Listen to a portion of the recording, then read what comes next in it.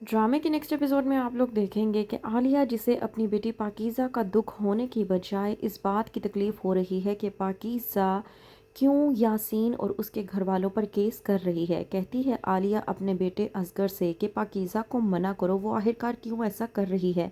अरे यासीन तो अभी भी पाकीज़ा का दुख लेकर बैठा हुआ है, और इतना ही नहीं, यासीन का अब्बा तुम्हारे अब्बे के मस्जिद के बाहर से जूते उठाता फिर रहा है। मुझे तो समझ नहीं आ रही कि इतने अच्छे लोगों के घर पर अब हम लोग पुलिस भेजेंगे क्या। असगर अपनी वालदा आलिया की ये बातें सुनने के बाद हैरान रह जाता है और सोचता है कि जिस इंसान ने इस औरत की बेटी की ज़िंदगी तबाह बर्बाद करके रख दी है, मेरी माँ उस इंसान के हवाले से किस तरह से अच्छी बात कर सकती है। दूसरी तरफ केस रजिस्ट्रार बुलवाता है यासीन को और कहता है कि आपके लिए दरख्वास्त आई है, इसलिए आपको यहाँ पर बुलवाया गया है, और आपके लिए दरख्वास्त ये है कि आपके खिलाफ़ पाकीज़ा बीबी और मोहम्मद फराज ने केस दर्ज किया है। कहता है रजिस्ट्रार कि वही पाकीज़ा बीबी जो आपके मोहल्ले में रहती हैं, और वही पाकीज़ा बीबी जिनकी आपने वीडियो बनाकर उन्हें बदनाम करने की कोशिश की। यासीन ये सब कुछ सुनने के बाद हैरत ज़दा होकर रह जाता है। यासीन सोचता है कि पाकीज़ा में इतनी हिम्मत कैसे आ गई कि इतना ज़लीलो ख्वार होने के बाद भी वो मेरे खिलाफ़ केस दर्ज करने के लिए यहाँ तक पहुँच गई। यासीन ये सुनने के बाद बहुत ज़्यादा परेशान हो जाता है और उसके पैरों तले से ही ज़मीन निकल जाती है। वहीं पर दूसरी तरफ फराज, जो कि ये सोचने समझने के बाद पाकीज़ा के पास आ जाता है कि मुझे पाकीज़ा का साथ देना चाहिए। पाकीज़ा, जो कि फ़राज़ को देखकर बहुत ज़्यादा खुश हो जाती है और कहती है कि चलो, तूने मेरा साथ देने के लिए हिम्मत तो की। फ़राज़ इस बात पर जब पाकीज़ा को बताता है कि अगर मैंने तेरा साथ देना होता तो पहले मैं तेरा साथ देता। मैं यहाँ पर अब भी तेरा साथ देने के लिए नहीं आया, बल्कि मैं अपने लिए यहाँ पर आया हूँ ताकि मैं अपना साथ दे सकूँ और ख़ुद को इंसाफ दिलवा सकूँ।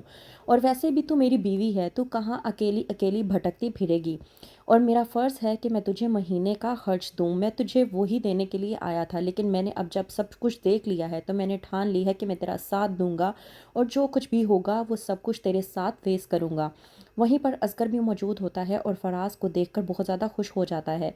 कहता है कि चलो, अच्छा हुआ कि तुमने कुछ तो अच्छी ठानी, और मैं खुश हूँ इस बात से कि तू पाकीज़ा का साथ देने के लिए तैयार है। फराज जब असगर को देखता है तो उसका हौसला मज़ीद बढ़ जाता है, ये सोचकर कि वो भाई जो कल तक पाकीज़ा की जान तक लेना चाहता था, आज वही भाई पाकीज़ा के साथ खड़ा है ताकि उसे इंसाफ दिलवा सके।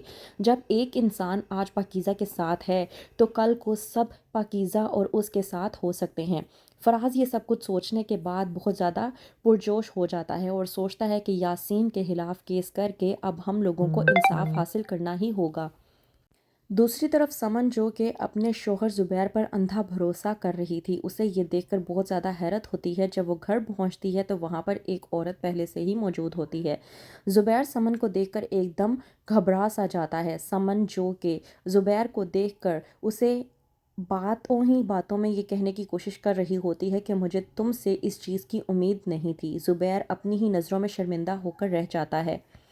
वहीं पर दूसरी तरफ आलिया, जो कि असलम का इस कदर ज़हन बना रही है कि पाकीज़ा को चाहिए कि वो यासीन के ख़िलाफ़ किसी भी सूरत हाल में केस ना करे, लेकिन असलम भी दिल ही दिल में यही चाहता है कि पाकीज़ा यासीन के ख़िलाफ़ केस करे और इंसाफ हासिल करे, ताकि यासीन जैसे दरिंदों को सबक हासिल हो सके और वो आइंदा किसी की बेटी की ज़िंदगी ख़राब करने से पहले हज़ार बार सोचें।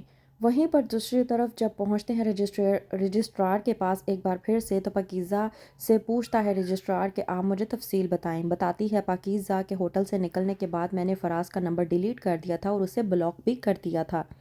इस बात पर रजिस्ट्रार कहता है कि हैरत की बात है कि आपकी मोहब्बत ख़त्म हो गई थी। तो वहीं पर पाकीज़ा बड़े ही कॉन्फिडेंस अंदाज में कहती है कि हाँ, मेरी मोहब्बत ख़त्म हो गई थी। तो क्या करेगी पाकीज़ा अब अपने लिए जानने के लिए देखते रहिए ड्रामा सीरियल एक और पाकीज़ा।